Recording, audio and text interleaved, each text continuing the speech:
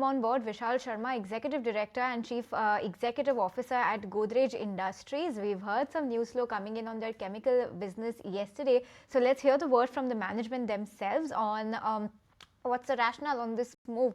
And Mr. Sharma, hi, good morning. Thank you for joining us on the show. First up, help us understand what's the rationale for expanding the chemical business, and why would you do this move right now? Any reason for this timing and any growth triggers that you have in place? So first of all, thank you for having me.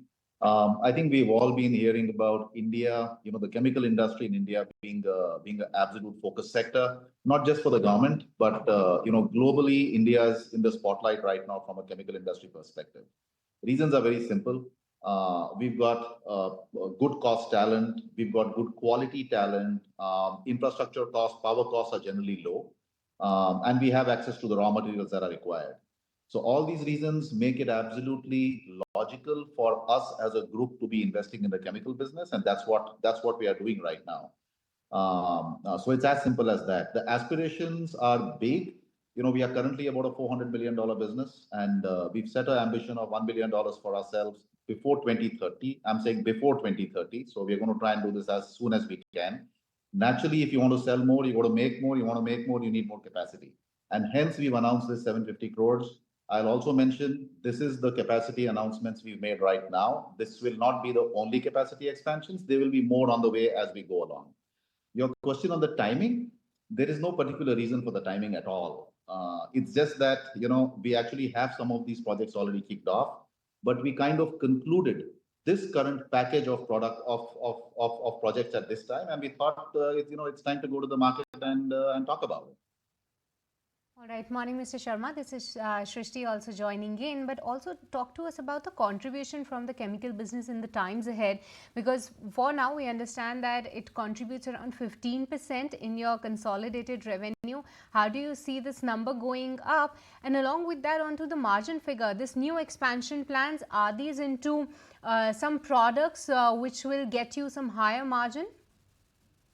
So in terms of the 15% contribution, I do expect this to increase gradually as we go forward, year by year. It's not going to go to 50%, but I do expect it to get to probably in the 20% range and probably even higher than that. Because the chemical business will scale up faster than the average growth of the group, I would say, and much faster than the average growth of the industry as well. Now, in terms of where this capex is going, the capex is going in two parts, I would say, just to make it simple. One is in the essentials part, which is the bulk chemicals that we produce. And the second is in the specialties and biotech part, where we basically work with fermentation technologies.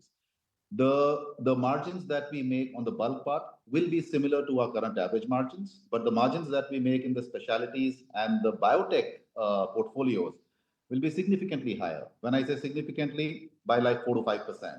So this investment, as the revenue from this investment gets generated and scales up, fully as the asset turns completely, the margin impact on the total organization will probably be a couple of points, a couple of percentage points, so 100 to 200 basis points. Mr. Sharma, on the back of this expansion, there will be a capital outlay of roughly 750 crore rupees. Help us understand how this fund will be raised. Will it be via internal accruals? Are you looking for any external funding? Any impact on the overall debt because of this? Fortunately, we've got a great team. There's good market traction. Our customers like us. We do good work. So this will be completely internally funded. We are generating enough EBITDA and cash flows to fund this ourselves and more. We were hoping for that answer, but just wanted to get it from you. But thank you so much, Mr. Sharma, for taking the time out and speaking with us. Thanks for having me.